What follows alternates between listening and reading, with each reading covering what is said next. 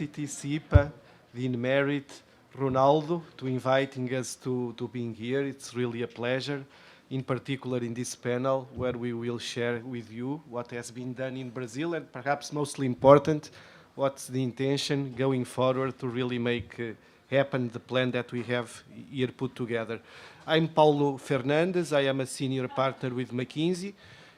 I joined originally in Europe, but I live in Brazil for the last 12 years. As I'm a very senior partner, I work across sectors, industry, banking, a lot of telecom and high-tech. And how did I came to this? There was this public call by the BNDES about doing a comprehensive IoT project for Brazil. And so I saw the ambition, not only in terms of bridging the productivity gap in Brazil, but also on other very important aspects like the talent development or coping with a lot of problems of the population, like the crime in our cities or the epidemics that we have in Brazil or traffic jams. So this was not only about economics, it was about a fundamental improvement of the conditions of life in Brazil. So we went to this. There was a competition against 27 consortia. We assembled, I believe, a great one, 29, CPQD, Ronaldo, Lemos, and Pinheiro Neto. And I think this was a fantastic program, so we are very happy. We'll concentrate now on discussing Brazil. I will invite the colleagues. José Gontijo is with a bit of an allergy, but I will present him. He has been there in the Ministry of Science, Technology and Digital Innovation for many years, and in this particular program he has been in the leadership from the beginning. He has been playing a leading role not only in IoT, but also in other leading-edge fronts like 5G, microelectronics, pushing forward laws like the ICT law, pushing forward R&D investment. So it's someone that has dedicated the last 16 years of his life to try to use technology and digital on behalf of the Brazilian population. Gontijo, please join me.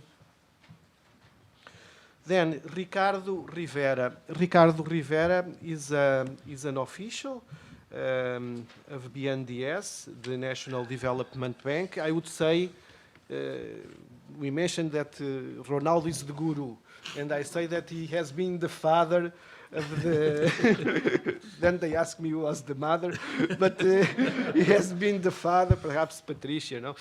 But he has been the father of this program. He has been there from the beginning, leading it. It was very complicated. In the beginning, this was promoted by the National Development Bank, but then he was able to articulate with the government so that the government ended up becoming the client, and this is very complex to achieve in Brazil. I have seen other programs in Brazil where also with very deep reach and ambition, but because of politics, nothing would move and would go to a drawer. It was not the case this time, so I think, Rivera, we have to praise you for all that you have done. Ronaldo Lemos, he has been presented. Please join us. So we are just happy to have him.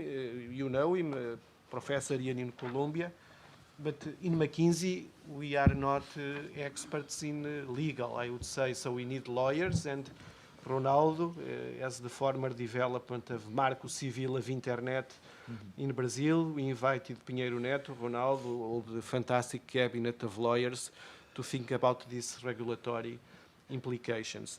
And finally, Patricia. Patricia, so she's a star. We lost her. She's an ex-partner of McKinsey. We just lost her 3 months ago. She's now the CEO of OPTUM, United Healthcare in Brazil. But she has been co-leading with me this project until the end of the year. So she started on that side of the table. Now she's on the private side of the table, so I believe she can also bring us a lot of perspectives. She's, together with Ronaldo, co-founder of Agora political movement in Brazil. It's a relevant movement because they try to break with the status quo of problems that we know exist in Brazil and all across Latin America. So this is the panel. But before starting with the questions, I would just like to describe very briefly the highlights of this project. We believe it's a quite unique project. We know that China is very advanced. In fact, I'm coming from Shanghai this week, where I have been discussing with Tencent, Alibaba, many leading companies, and understand. So with the exception of China, there are not many countries in the world that have a so comprehensive IoT program like this one that we are mentioning. It's a program really with a deep ambition. And so I think it's it's comprehensive, deep ambition. We have to recognize that. I think that many other countries should do it, because IoT is a huge disruption that will completely change the way we work, and with the deep implications, not only economical or technical, as you may see, but human. And it's true that this can contribute to more asymmetry in terms of power and influence in society, and even unemployment, so on and so forth. So it's a really complex problem. And this project did not answer all of these questions, but it established a plan and a timeline to discuss and resolve those questions in Brazil. This has been a one-year development, and I think we have put top talent around it, from the ministry, from the technical team of the bank, and the consortia, I would say McKinsey, Ronaldo and his team of lawyers, and also CPQD, leading R&D institution in Brazil. Another aspect of this project that was really distinctive was the governance. We established a very robust governance within the government. This was the government that allowed us. So we were reporting indeed to the National IoT Chamber, that reported to the Minister of Technology and Science, but almost all the ministries in Brazil were there. The Senate, we had their Senate representatives, deputies, representatives, commercial association representatives. So it was really broad, rich, and allowed us not only to develop a very good product, but also to syndicate what was going on. It had broad national participation. So this was not only about the technical work. We made a huge effort. There was a public consultation done in Brazil, where we had more than 2,200 contributions, and some of them were very substantial. We had more than 400 specialists from Brazil and from abroad participating in this work. And through a portal that we created, that we named as IoT Bytes, we had more than 5,000 contributions also. And in the end, there are 30 reports published. They are incredibly deep. They are in the site of the BNDES, so all of this information can be consulted. This was created with a bold aspiration to really promote development, broad census in Brazil. Of course, economic development, because in Brazil we have a huge productivity gap, also an innovation deficit, so it's productivity and innovation, but it's also a lot about better quality of life in cities and eliminating waste. Not to speak, also try to reinforce the economic chains in Brazil, the IoT industry in the areas that were classified as prioritary. In the end, we elected 4 verticals as strategic priorities for Brazil. That's to where the government and the BNDES are channeling huge funds now and all of their support.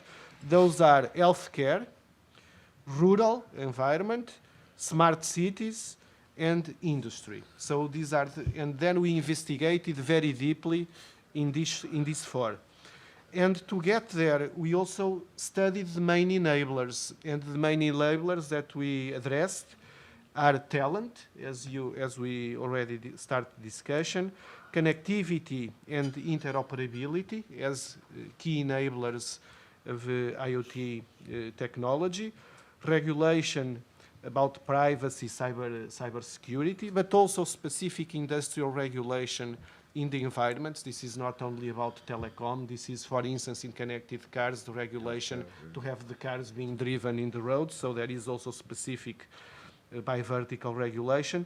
And creation of ecosystems, innovation ecosystems for these areas. What are these ecosystems? Is to be able to connect and direct the efforts of the university towards the priority of the country or priorities of the key companies there, or the cities. And so the idea would join these actors together so that they talk, they bring the government, the regulators to really channel all the positive energy and the resources to the problems that are more helpful. So this was also a priority that we are taking forward.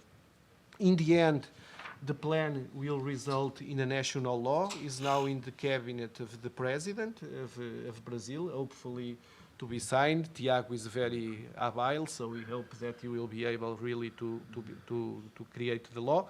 And so it's already in implementation. We are starting, and the challenge in the end is not to stay just with a beautiful plan, exhaustive plan, but making things happen, a bit like in China, where we see tremendous energy of things happening. So this is an introduction. I think it was a very serious effort, a lot of entities investing, and now we are in the critical moment to make it happen.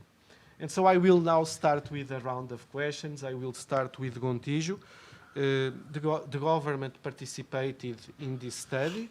McKinsey doesn't do public policy, but together with the consortium promotes and provides a lot of facts and data that allow governments to make decisions. So my question to you is, what is the importance that you see in a study like this one in terms of developing specific digital regulation for Brazil, but perhaps more broadly policy regarding the economic development of the country? And then the critical question is, how will government support implementation? There is a plan, 2018-2022. What will you be doing to help materialize these ambitious goals? Yeah, good morning, everyone. It's a pleasure. Thank you, Ted. When we start our project, it was in 2013. We put in force a law to reduce the national telecommunication regulator for machine-to-machine side communication. At that time, the law opened the possibility to create a chamber to deal with IoT. And then in 2014, we established the IoT chamber, as Paulo mentioned. It was today we have more than 70 representatives that represents more than 2,500 companies, have also R&D institutes and more than 10 ministries. So it's a very complex arrangement. And how to educate the government, as you mentioned, first of all, humility. We, as the coordinator, we have to keep the space of each ministry. You have to keep the desire to appear. This is the truth of each stakeholder. And then at that moment, we put everyone together. We subdivide the chamber in subgroups to working. We discuss a lot. We made small public consultants. And then when we were preparing to establish something, we talked with BNDES. BNDES had a budget to hire a study.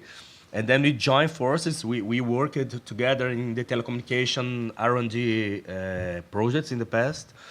And then when it happens, we so-called an army, McKinsey, Pereira Neto, and CPQD, to help us to build in a professional way, to build the policy.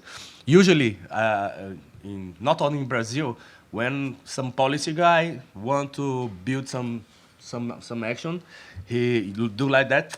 I guess this is the direction, and they go. At that moment, we go one step behind, work very hard together. It was a very intensive year.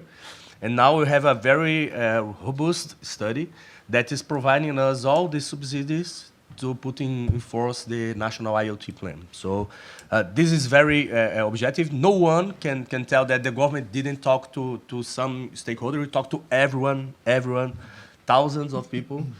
And we are up to launch it. Of course, this is the launch is only the first beginning, because there are many actions, many initiatives that we will keep working for many years. About 80. Yeah, yeah. So from now is the moment that the government have to put his Thor hammer in the table and talk with the stakeholders. Okay, let's do this together. This is what we are doing, and the importance of the study is when someone try to question it. Oh, why you are doing this? This is not the right path. No, I have this study. When it printed something like this size, this is why we are doing this. This is the importance for us. Perfect. Thank you.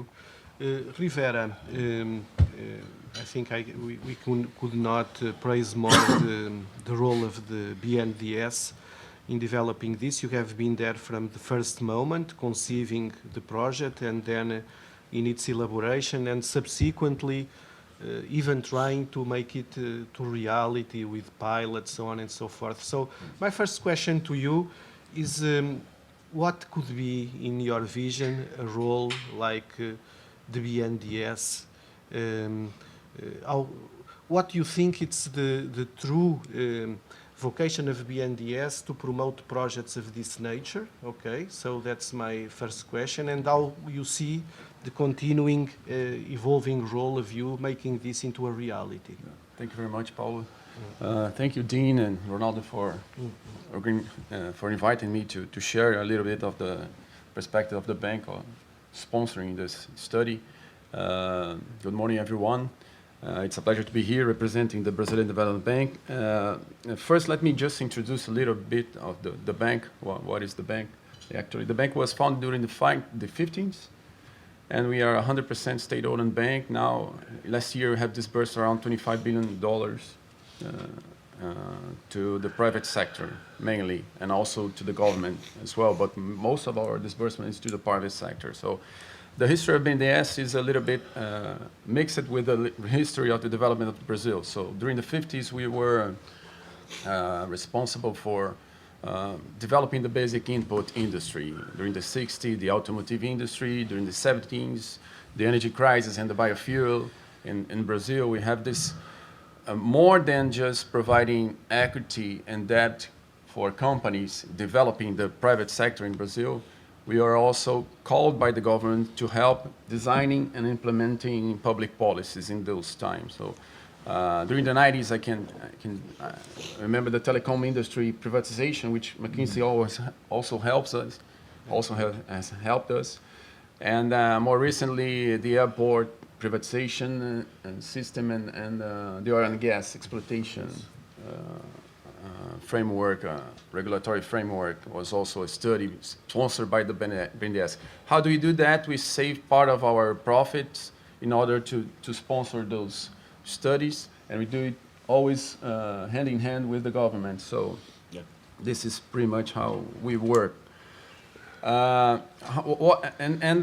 were born in a very industrialized industry and infrastructure perspective. Our DNA is very connected to the industry and infrastructure. Like 15 to 20 years ago, we understood that innovation was a key paramount for the country. So we joined forces with FINEP. That's Rodrigo is working for FINEP, the Agency of Innovation, in order to foster innovation in Brazil. And like 4 to 5 years ago, we understood that digital revolution was coming in a very strong path. And as we financed the whole ecosystem in Brazil, the whole industry in Brazil, we saw that the companies were not well prepared and was not even discussing the matter of digital revolution. So we understood we had to do something, but we didn't know what exactly. At this time, we met with the ministry, and they were building the chamber of IoT, and we understood that IoT could be a good mission for us to make the country move.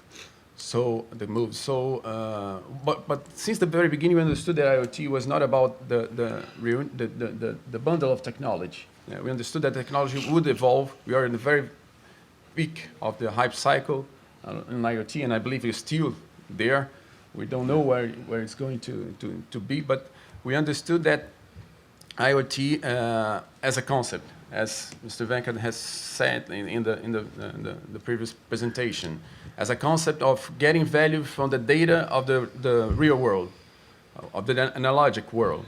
What can we do in order to gather information, transmit it, generate value, and then come back to decision making or real actuation. So this was the basic, and the concept that we had along with the ministry was we actually it's. Obviously, we want to solve the horizontal problem, horizontal issue, the privacy, the interoperability, the security, all the human resources, innovation ecosystem.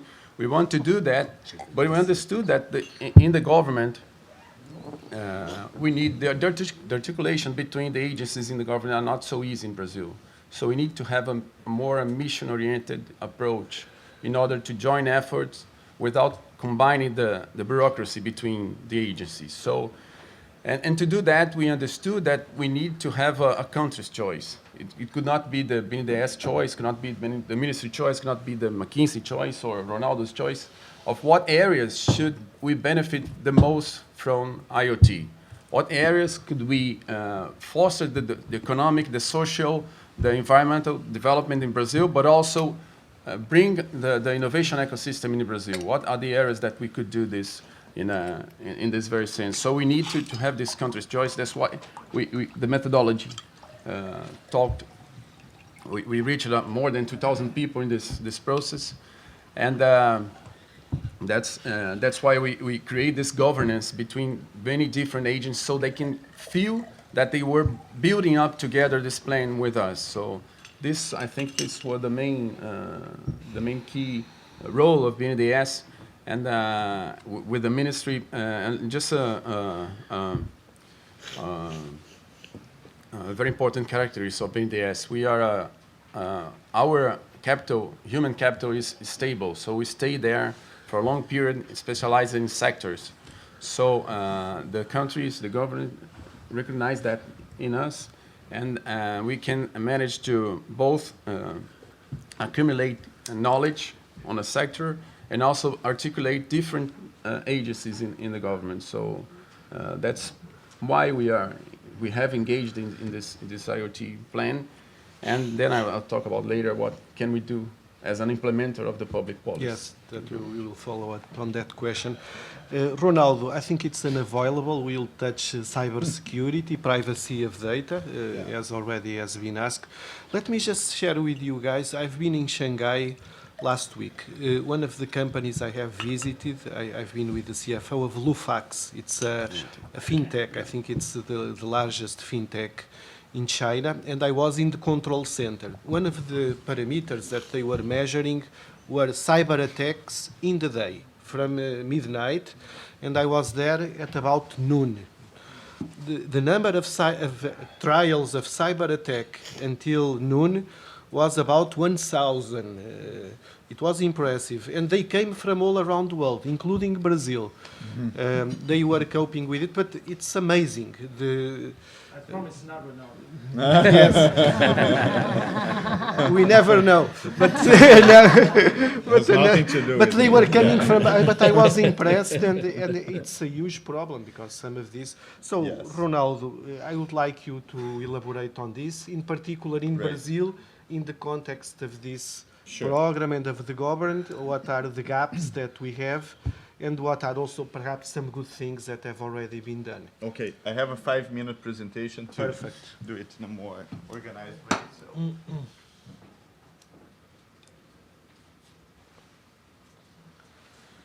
Well, being a lawyer, I'm afraid I have to speak about law and regulation a little bit. So just to give you a sense of how we organized the chapter about regulation in this study. I think like the overall context for the study has been provided already, but I would like to emphasize the 4 areas that are priorities for the study. So we cannot foster everything, but we can certainly provide implementation in the rural sector. It's a field in which Brazil is already competitive. So I think we can actually become even more competitive by adding a technology layer. Manufacturing, healthcare, and smart cities. So these are the elections that were made in this particular plan. Paulo has mentioned already about this multi-stakeholder approach. I'm a big fan of multi-stakeholder processes.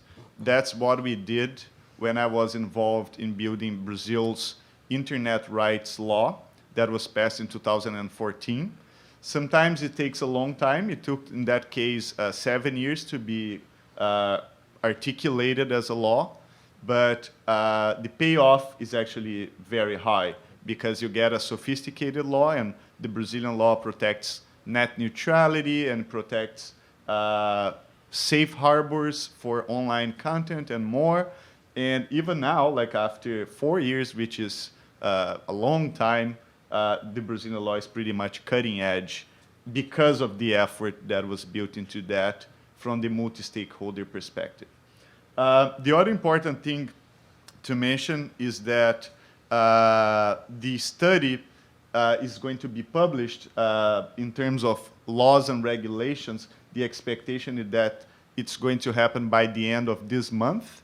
So the study in itself was a 1.5 year work, and it summits in the publication of norms by the presidency. And I believe like any time from now until the end of the month, we might have those norms implemented. And of course, then there is the challenge of implementation and the funding, but I'm going to let Thiago talk about that in his concluding remarks.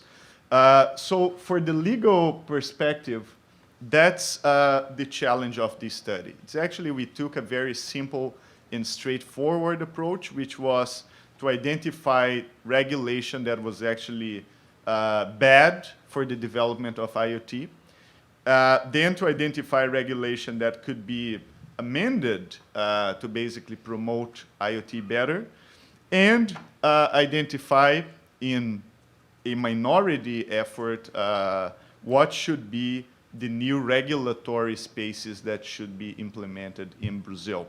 So basically, our approach was first and mostly let's get rid of what is basically harming the development of IoT, and if we necessary be, what are the new spaces for regulation.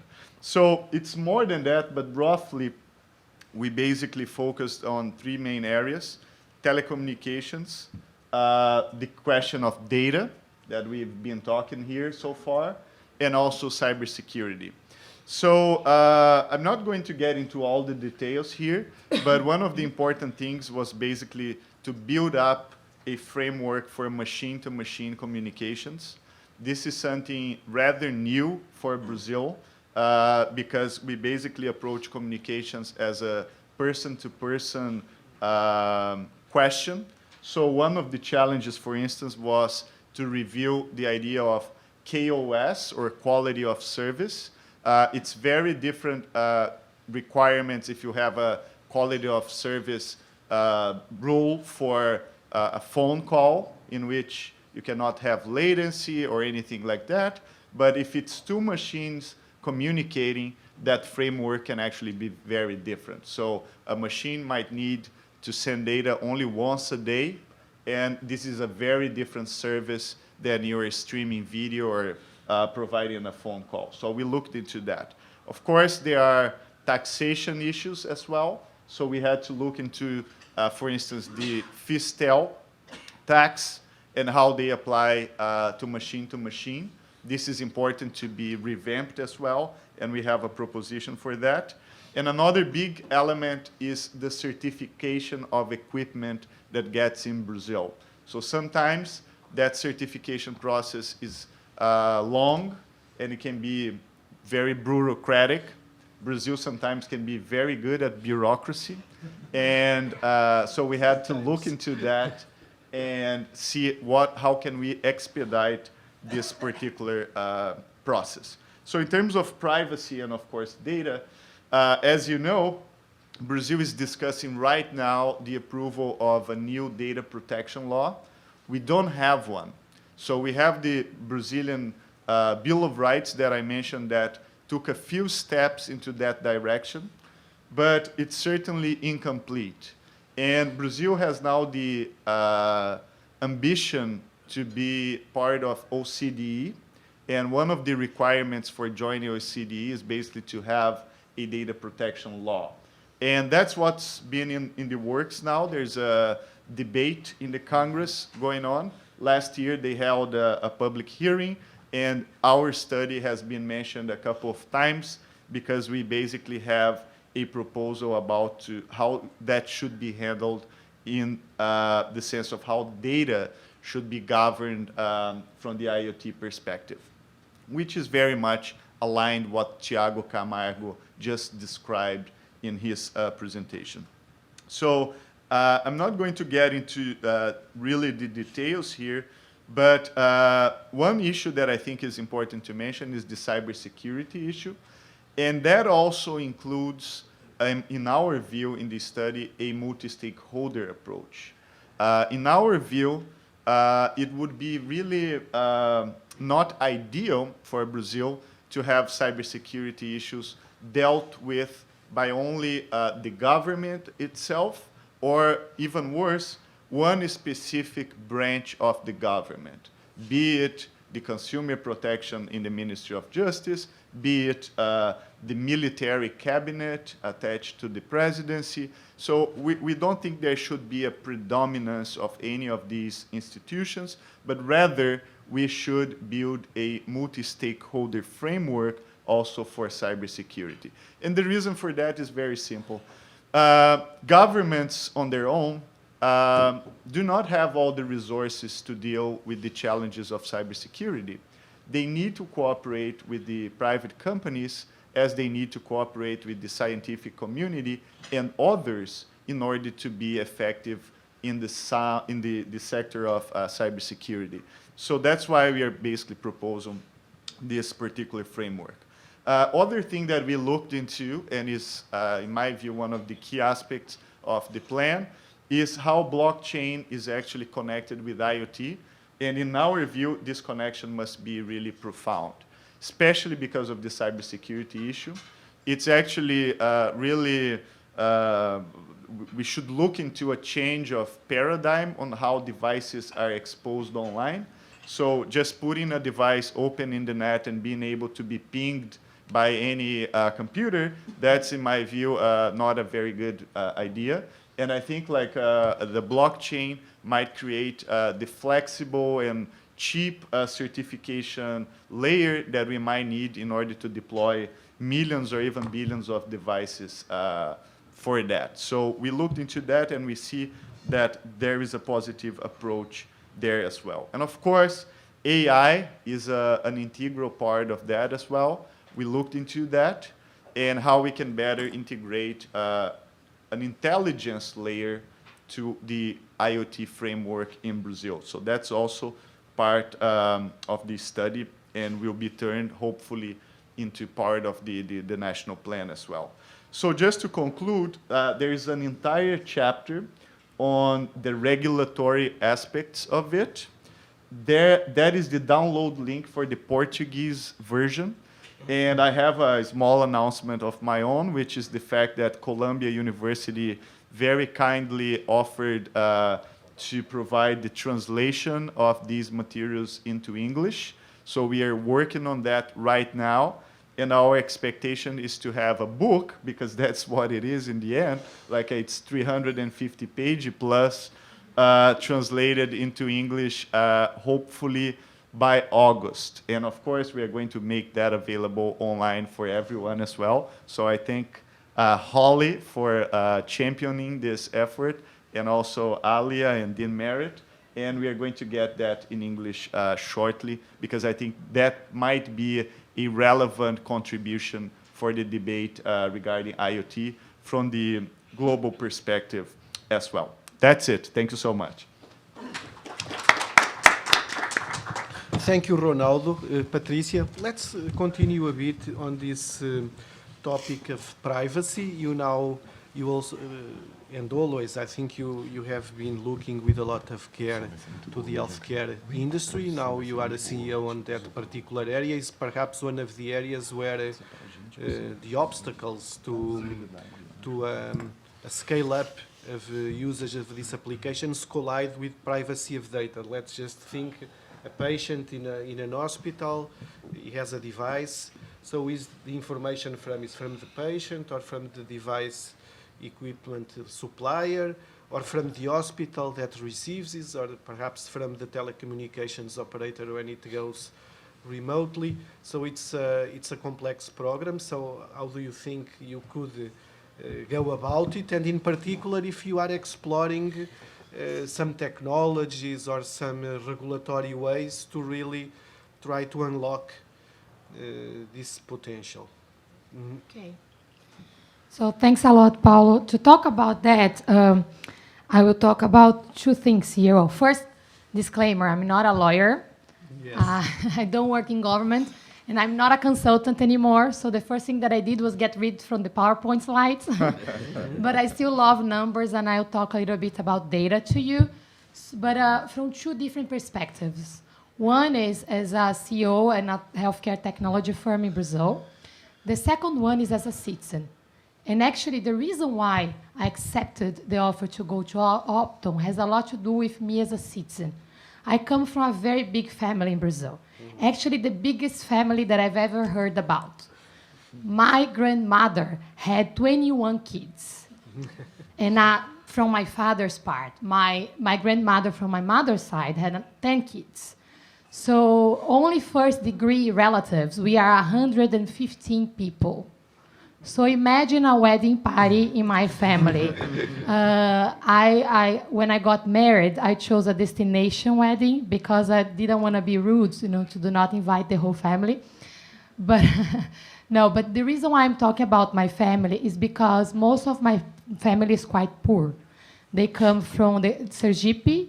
My father came from Sergipe. My mother came from Goiás, and from an indigenous background. And I'm very privileged because I had access to education. I will not talk about my story, but I have access to healthcare. Good healthcare, good education, good everything. And I see my family struggling every day, with not having access to the same things that I do. And every time I go back to my grandmother's house, my uncle's houses, I keep on asking me why they don't have access to that. And if I talk about healthcare in Brazil, you will understand why. Inequality has a lot to do with that, and we've been paying the price of 500, years of inequality in Brazil. And I saw a lot of that happening throughout, my family's lives. And when I came to this project with BNDES and the Ministry of Education, Industry and Technology, Information Technology, I actually figured out that technology can be a great way for us to bridge this gap. There are many risks, though, and privacy is one of them. But the only way for us to know what we will do is to be specific. So one thing that I love about this project is that it's based on use cases. They know they are sick and tired of me talking about use cases. Why is that relevant? If we talk about technology or privacy, it's a conceptual discussion. We need to be very specific and understand what we are solving for. Mm-hmm. So I will just take 1 minute to talk about healthcare in Brazil, then I'll go back to answer the question. Healthcare in Brazil is a big issue. Brazil is the country in the world that has what we call the triple burden. What does that mean? We are getting old as fast as Sweden. Many people don't know that. But next year, we didn't grow. We are getting old fast, which is good because part of it has to do with the advancements in primary care from the public sector. But the point is that we are getting old fast. We don't have the GDP that Sweden has, neither the GDP that Japan has. In 2065, our pyramid is going to be the same as the one that Japan has today. That means that in 2065, we will have more old people than young people. This is huge. And you can imagine the burden that's going to cause in healthcare. To make it more challenging, We kill as many people as Syria every year. We are in a civil war. Imagine the needs that a country that is in a civil war has in the healthcare system. To make it even more challenging, we have infectious diseases as poor countries in Africa do. If you put all those three things together, now you cannot think of a single country that has the same challenges as Brazil has today. So if you think about the costs for the economy of that healthcare system, and you just don't change anything that we have today, which is not enough, you just take the expenditures that we have per person in Brazil today, based on the demographics, take it ahead, and in 2035, what you will have is a system that will cost up to 20% of the GDP. Do you know a country that spends as much in healthcare? The US, the only one. Is it a good reference for us? I would say no. It's expensive. Nobody has access to that, but I will stop here talking about healthcare. What is our challenge? There are good things, though, about Brazil. In 20 years, we moved our primary care coverage from 7% to 60%. Public health care, free for everyone. That's part of the reason why we have this good news, but it's not enough. So as I said, healthcare is going to cost 20%. We cannot afford that. So we can improve coverage, quality, sustainability, financial sustainability by using a lot of IoT. That's why I'm passionate about that, and that's why I'm running a technology firm now. And I'm not a consultant anymore because I really got passionate about that. What is the problem? We cannot talk about privacy without talking about the specific cases. So privacy for me, if you talk about individual health records, is one thing. If you talk about life sciences, is another thing. If you talk about connecting machine to machine, is another thing. So I'll just take these three examples. One of the main challenges that we have in Brazil is to keep improving coverage and also improving quality. Coverage, you can solve with many simple things, like telemedicine, like taking a doctor, in a remote area. You can do that by using IoT without any privacy issues, because what you need to do is connect the physician on one end to a second opinion on the other end, or to connect a nurse to a physician on the other end. This is okay, and it's very easy to do. So we don't need to talk about privacy, and that's going to solve a significant part of the problem that we have. If we talk about life sciences companies are already doing a lot of research on us. They have our data. Why cannot us have this data? Why cannot the government have this data? But there is an issue there. So we can have that data in an unidentified way. We need to protect the data. Who has this kind of data today? The banking industry is a good example of that. And you know what? Brazil is a reference in banking in the world. We are actually quite secure. We have tokens. We have a lot of passwords. Why don't we have that to access our healthcare protocols? The solution is there. It's not so new, so we can apply that. We just need to ask the right questions, and we need to talk about the use cases. So the final point that's quite simple as well is the machine-to-machine. In Brazil, 80% of the hospitals, 80%, have less than 50 beds. You know what happens? We have a utilization that's one of the worst in the world. Less than 60% of the beds are utilized today. Does it make sense? I can tell you, it does not make sense at all. With Internet of Things, we can connect the hospital beds around the whole country, public and private. That's the piece that we can simplify things now, because otherwise those hospitals will close. They will go bankrupt. So this is, or in the public sector ones, they cannot afford. Most of them don't have doctors. They are just closed. Anyways, so we can use the system in a more efficient way. These four things altogether, they already solve a significant part of the problem. Then what's living for us is prevention, promotion of healthcare. You will see in the book that it's one of the use cases that has a very high impact, but also the highest range. Why it has a big and wide range? Because healthcare prevention promotion depends on people actually doing that. And that's the beauty of it. There, I think it needs to be really protected. And people need to choose, but they also need to be taken care of. I cannot go back to my parents who didn't who didn't finish high school, or to my grandmother and tell them to take care of their healthcare information. This is almost like irresponsible on us to say that this is going to work. But we can do what we've done, and in Brazil we have a good case in the banking sector. The solution is there too. We have all those passwords that I mentioned. We can do that in the private sector as well. So, answering your question with a very long answer, the short answer to me is individual health records should be protected, should be really, really well protected. Life science needs to be done in a more organized way, collaborative way, including public sector, private sector, academia, doing that together in a de-identified basis, protecting the individual information of the individuals because we can help predict diseases.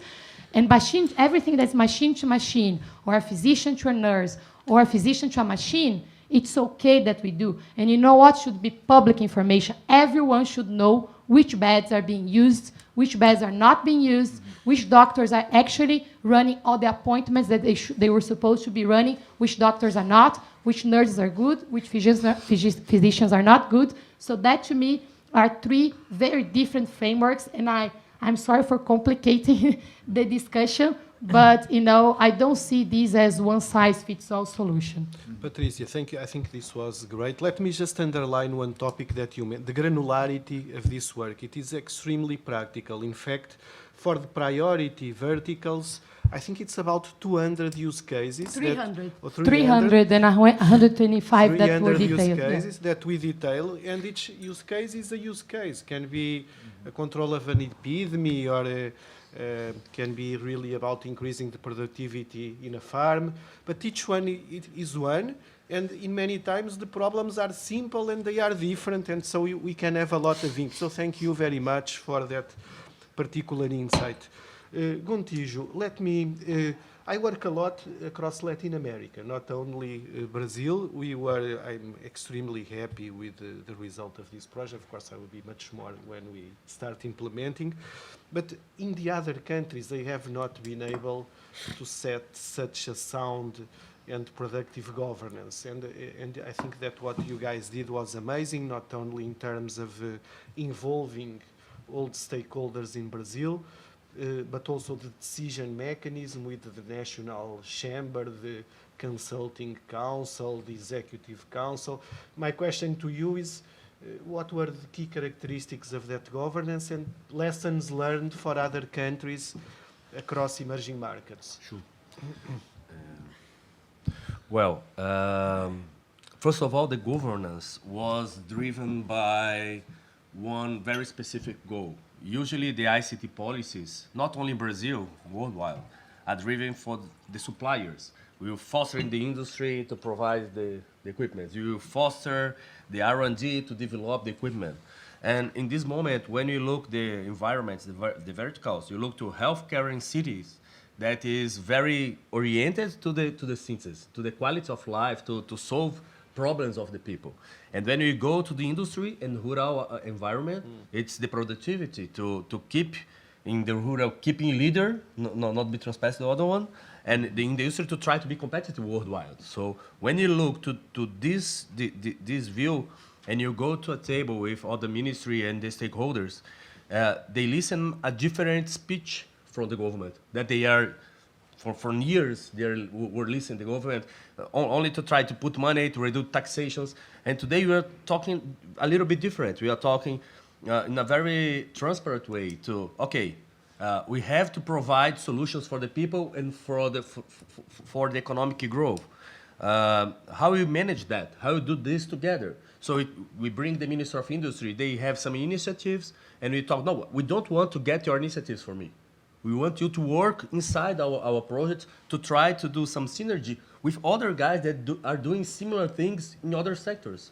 So doing this, as I mentioned in the beginning, we reduce the desires, we control the proud of these political guys, we keep their political space, and I guess the main point is, if you really want a true state policy, not a government policy, a state policy, you must engage not only the private sector, but engage the technicals in the government, showing to them that working together, no matter what happens, it will keep moving on. Well, it starts in 2013. since then, we passed through presidents, two presidents, and one of these presidents was taken out of the power. We passed through 4 ministries from different parties.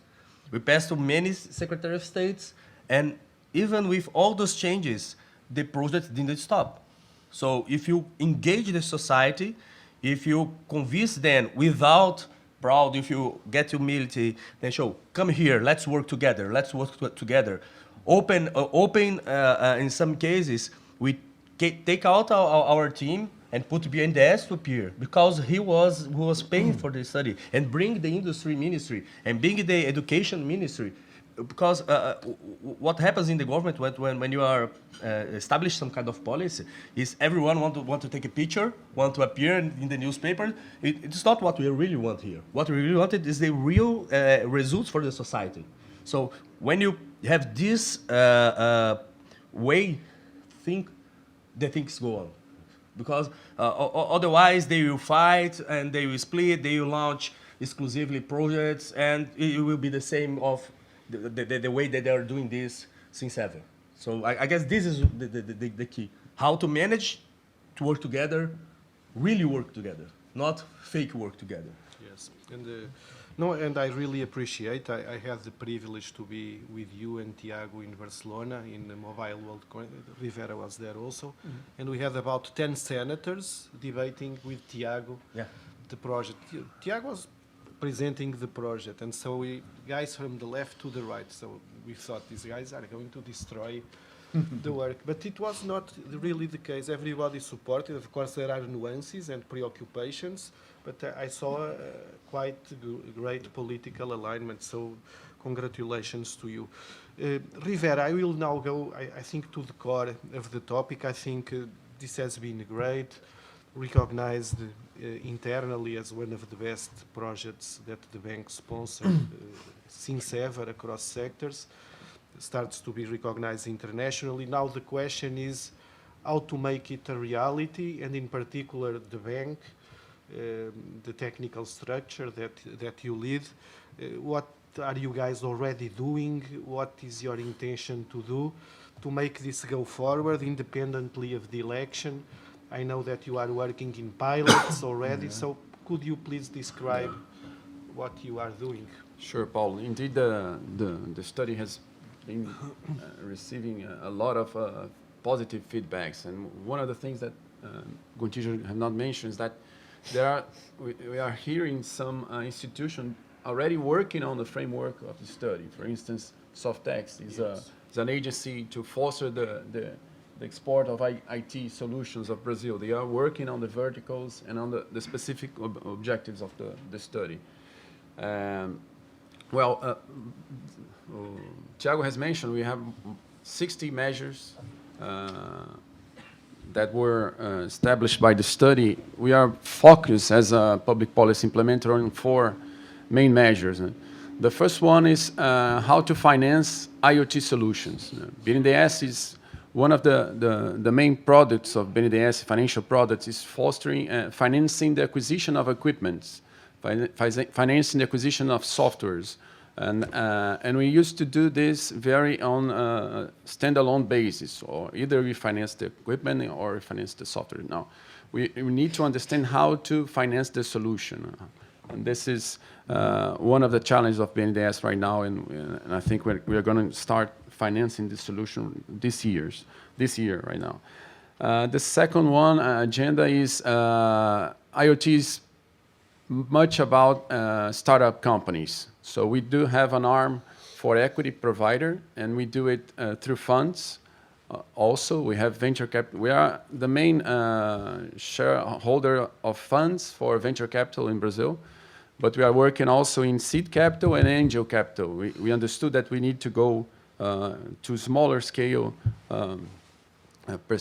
companies to foster IoT innovation. So we're going to strengthen this area and launch more funds. Right now we have about $130 million available for investing in small companies, but we are still going to strengthen this area. The third area, really important for us, besides the 4 main areas, we have one specific goal regarding to smart cities. As we used to finance the investment of municipalities and state in Brazil, we want to increase the level of efficiency of those investments. So we are working on a three-level approach. In Brazil, we have 5,050 municipalities, so there are a lot of cities, and urban city or city inside the Amazon forest, small cities. So we have to work with this multiple set of actors. In the very base, we want to foster the awareness about how IoT, what are the basic preoccupations that a governor should have on implementing an IoT solution in this regarding to the political and economic stability and sustainability of the initiative, but also regarding to technology lock-in, regarding to how do you have to structure the governance inside the municipality. So we have just launched a basic guidebook for IoT in smart city, and we have this envision of this basic IoT become an observatory of IoT in cities, in which mayor could exchange knowledge between mayors, what works, what doesn't work. So this is the basic level in which we want to address in IoT for cities. And the second level is to creating standard kits, toolkits for connectivity in smart cities, for security, for transportation, those main areas which we focus on the plan. And the top layer is creating benchmarks in Brazil. So we want to foster, and this connects me to the next action is regarding to project pilots on cities. We want to foster the main benchmarks on IoT to show to the others what are the best practice that we can have in Brazilian reality. So the third one is pilot project, for sure, that you talked about, Paulo. We want to foster pilot project. We all know that IoT is much about of experimentation, of knowing in a specific use case what works and what doesn't work. So the pilot project will start from the very vision that we have stated to each vertical. So this is one of the thing we were asked for for McKinsey, for the consortium. What are the vision for IoT in health sector, in cities, and so on? We knew since for the very beginning that IoT would happen. So where should the government speed up IoT, and what concerns should the government put in place in order to extract the best results? So, for example, in the rural area, the vision was to be recognized as one of the world best exporter of IoT solutions for tropical agriculture, agribusiness. And then this is one of the vision, but we also want to work with very specific goals on the more than a vision. We have specific goals for each vertical. For instance, in the health sector, a specific goal is to increase the effectiveness of the treatment of chronic diseases in Brazil. How do we do that with IoT? We know that IoT will help this for the next 5 years. The other is how to increase the responsiveness for the treatment for the epidemic control. How do you prepare both inside the hospitals? How do we treat and outside the hospital? So we have this very specific target in which every agency will engage on this, and the pilot will start from them. So we will foster the creation of consortiums of companies, the technology companies, the users, for instance, hospital or agriculture producer, and startups, and Institute of Technology and University, in order to build this use case and to practice those use cases, and the expected outcome that will be followed by an independent observer or accountability institution. It's not only the KPIs for the strategic goals, not only to understand what is the potential of reducing, to increase the treatment of chronic disease, but also to show what business model are sustainable, not only in the private sector perspective, but also in the public sector perspective. And more than this, what are the challenges regarding to the horizontals of IoT, regarding to privacy, to interoperability, in order to scale up those business cases? What concerns should we have in order to bring those pilots in a larger experience? Well, so this is going to be launched this year. We're going to foster the first pilots, and then we understand that this is going to be a continuous movement towards the achievement of the strategic goals. Yes, to get results, and I understand that the first call is just about to happen, right? Yes, the next days. Yes, we are advancing on time. I will just ask a last question. I ask you please to be brief, and then perhaps a question from the audience.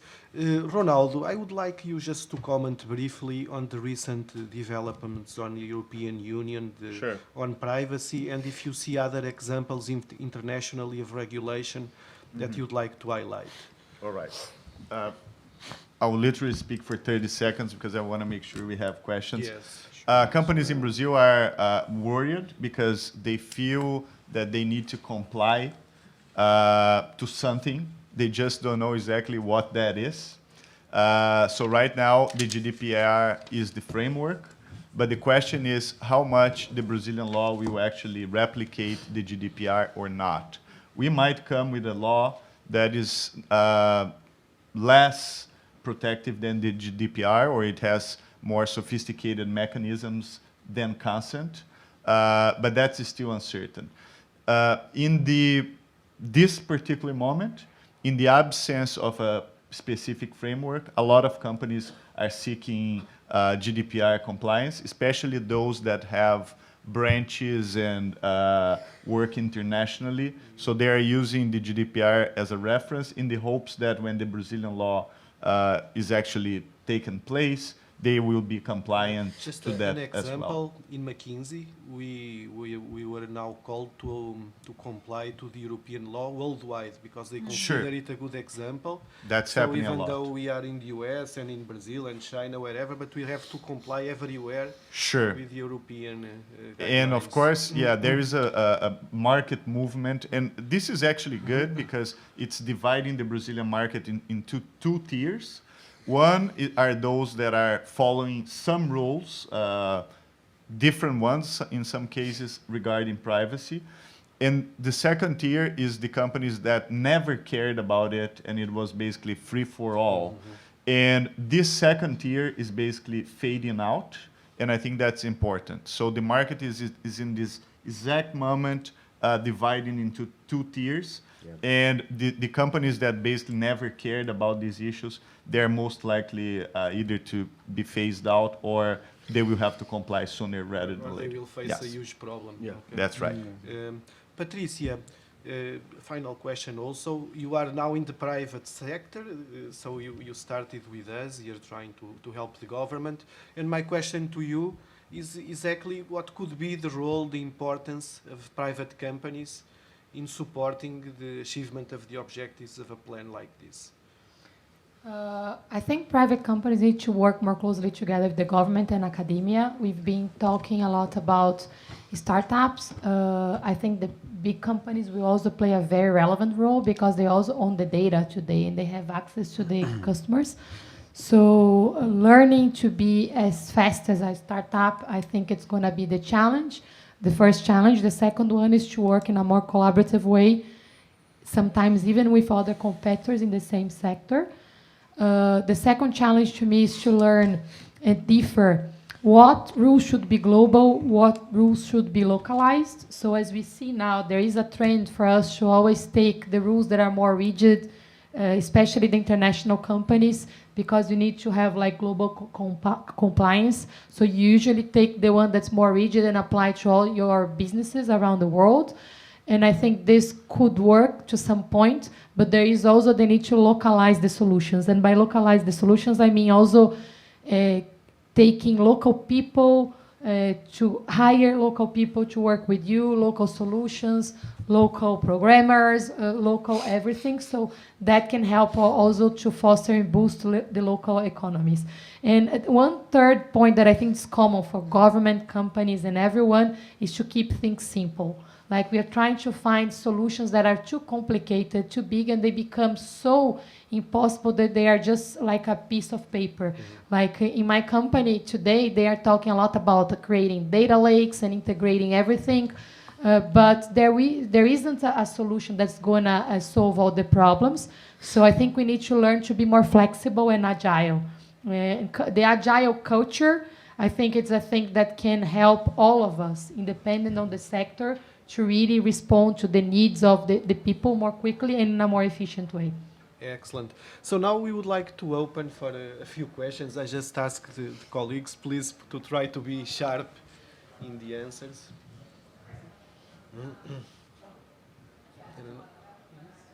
No. No. It is? Okay. So my name is Marcos. I work in private equity in the US. So one of the pillars that Paulo mentioned to deploy the IoT program is connectivity. And yet the country lags behind in broadband access and cost to other Latin America countries. With that being said, what is the vision of the plan to enable foreign investments in submarine cables, fiber networks, and data centers? Because this is a huge problem for investors to actually deploy new companies in the country. Yeah, for sure. Only to, I don't know if you know that, in 2010, 2011, Brazil launched the national IoT, the national broadband program. At that time, 16% of the population had broadband at home. And since then, our goal was to, in 2014, by the end of 2014, reach 50% of the population. We passed this goal. We reached, if I'm not mistaken, 53. 60. And today 60, but at that time 53%. We are moving on. The main issue looking for population is the price of the plans of broadband. But at the same time, we foster it to, as the federative pact in Brazil, there is the states taxes and the federal taxes. And we put in force a law that we take out the federal taxes if the states take out the local taxes. It works a little bit, but at the end of the day, the coverage was an issue. When you go to very small cities, the ARPU do not pay what they the company is driven by money, so it not make sense. So today we are planning the second phase of the national broadband program in the ministry. Will be some regulatory measures. There is a bill of law in the Congress is discussing to try to bring investments for the sector. We have also some projects that are funded by the ministry to get infrastructure for these small cities. We have also Telebrás with a huge satellite with Ka band to cover very remote areas. But it's an issue. If you look even in the US, even in Europe, there are regions that don't have coverage. What we are thinking is try to, when you look for rural environment, that's one of our prioritized environments. You have, it's happening in Brazil today, like Sigfox, LoRa, they're doing intranet, not internet, intranet in big farms, and try by satellite or try to do radio connections. Because when you look specifically for IoT, you don't need a very big band to connect. You usually are very short trigger of data, one time a day to receive information and get it back. When you look to the biggest farms, they put their own infrastructure. There is a big company that produces ethanol in Brazil. They have probably the major one in the country. They connect all the trucks, all the fourth. The fourth, everything, and then they reduce the consume of fuel in 10%. If not mistaken, it's reflecting 100 million reais per year of savings. So they're moving to that. When you go to the synthesis, it's challenging because there is no infrastructure, there is no even satellite in some regions, and when they have, it's very expensive. So the new plan we have a public consultant in the past months. We are discussing inside the government because we have to put money on it. Not make sense without money. To try to balance the ARPU of the companies to see how we can manage that. So it's happened today. Just So there are very good examples in Indonesia, India, New Zealand that are making these public-private networks Yes. for broadband access. Thank you. You wanted to comment? no, just adding, BNDES is also working with a local small ISP, Internet Service Provider. We are fostering them right now. And just to, I'm not sure if he's going to kick my leg here, but the point here is that we have a fund, our telecom regulatory framework has a fund for the universalization of the telecom services, but we have never used this. In a fiscal constrained environment right now in Brazil, this discussion is really hard to move forward. That should be the way in order to foster the connectivity in a continental size country. So we are working on trying to attack this problem in different perspectives, but the main solution would be having a specific funds because we have a large amount of areas in Brazil that will not pay off for the investment. So we are working in different solutions, but the main solution. But beside that, we have specific arrangements that we can do to foster IoT. For example, in the rural area, we had a lot of cooperative producers in this field. We are really eager to receive in this pilot cooperative proposals. For the coffee agriculture, for example, they are small producers, so it would be really good for a pilot project to have this consortium of producers in order to share a connectivity for their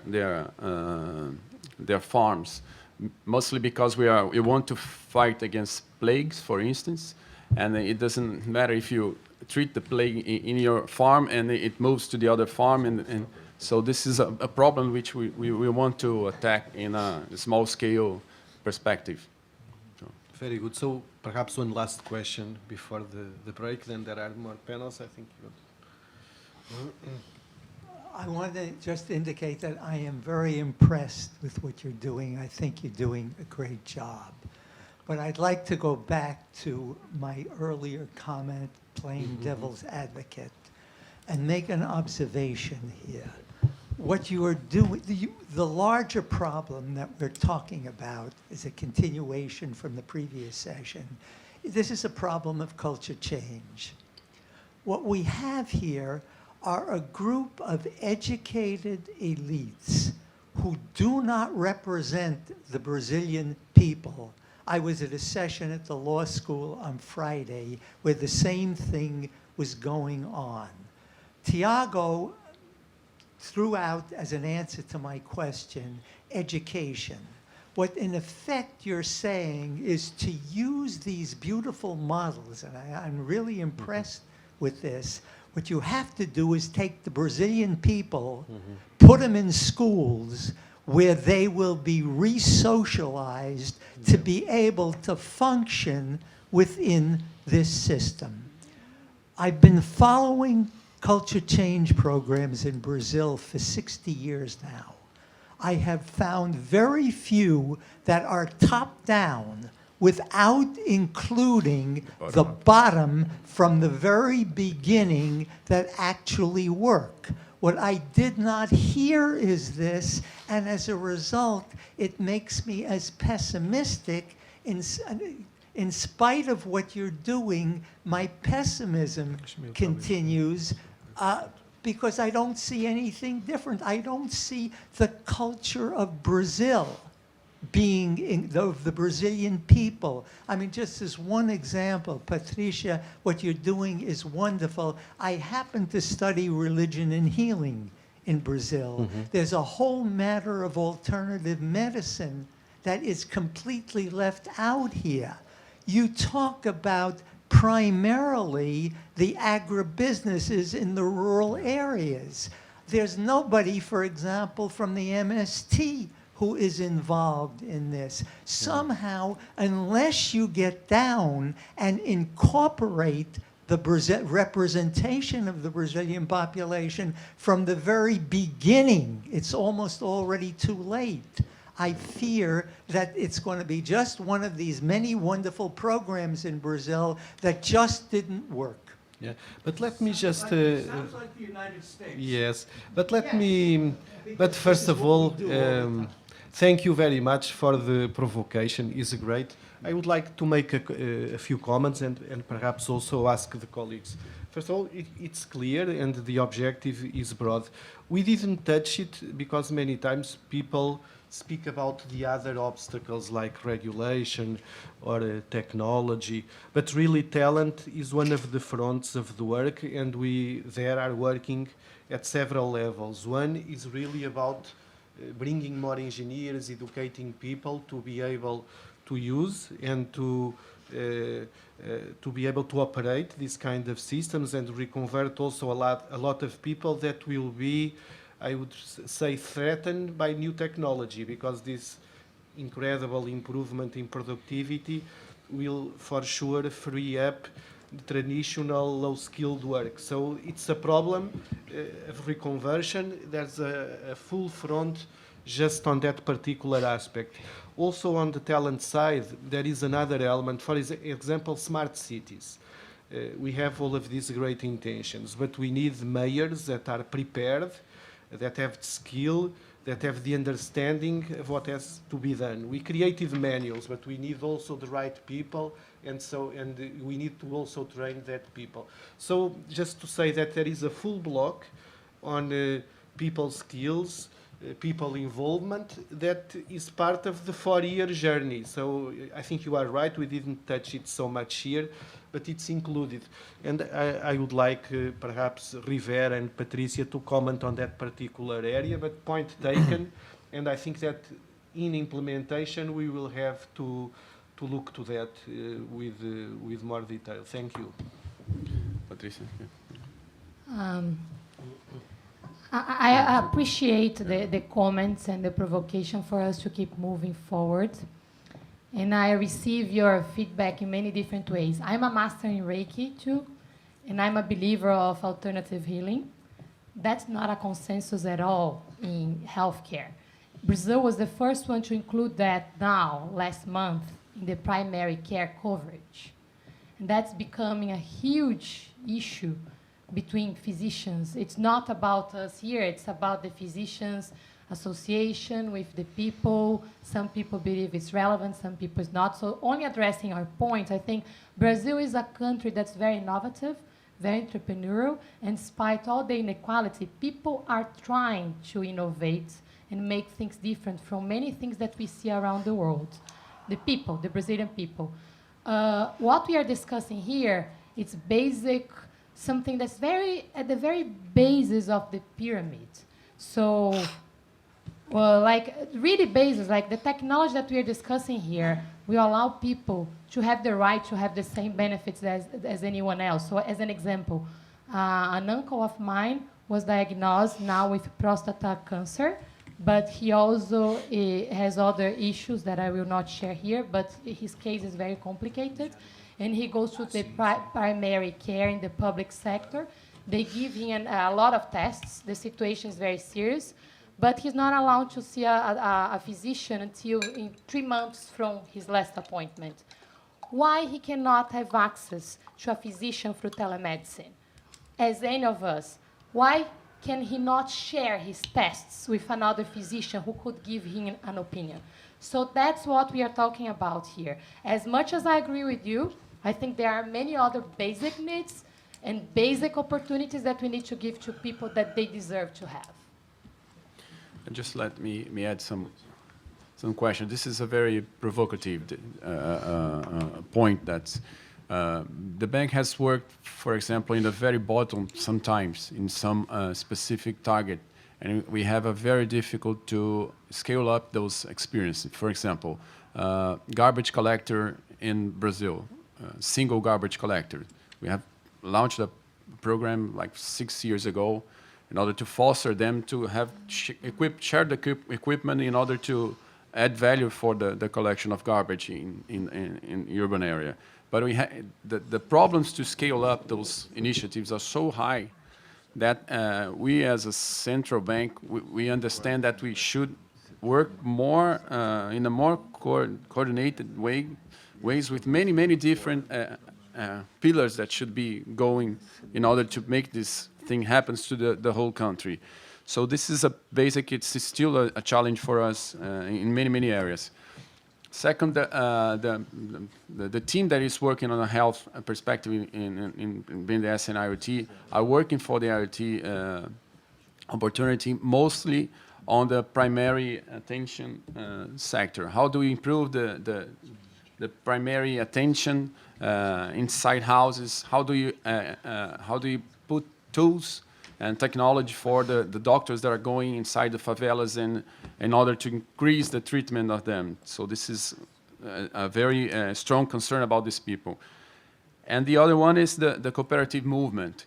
It is also in this very first moment that we had launched the study to engage and create projects for that. But we truly believe that it's a huge opportunity for settlements and for cooperatives in order to share technology for increase their productiveness and to raise the value they add in their small farms. So it's a path, it's a tough path in order to go. It's our concern, but we need to keep this on focus to work more on this.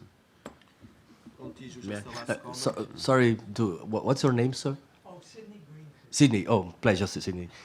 Sydney, even from the first moment, we always involved the Ministry of Education. At the time, the Secretary of State was Roscielli, that last month became the Minister of Education.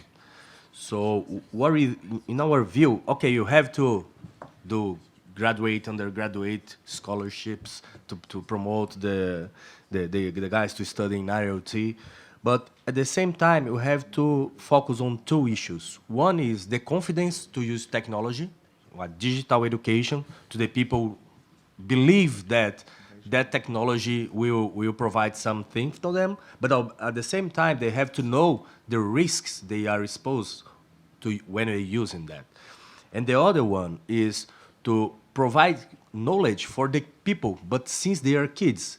I have a child, 7 years, she starts to think how to program in her school, because I go to the director of the school and please do that. No matter if she was a physician, she will be a physician or she will be agronomic, engineering or whatever. In the future, everything we work through software. She needs to know when something goes wrong. So last month I participated in a public audience in the Congress in Brazil, and they asked me, if you have to choose only one single action to change the country in the digital era, my answer was education.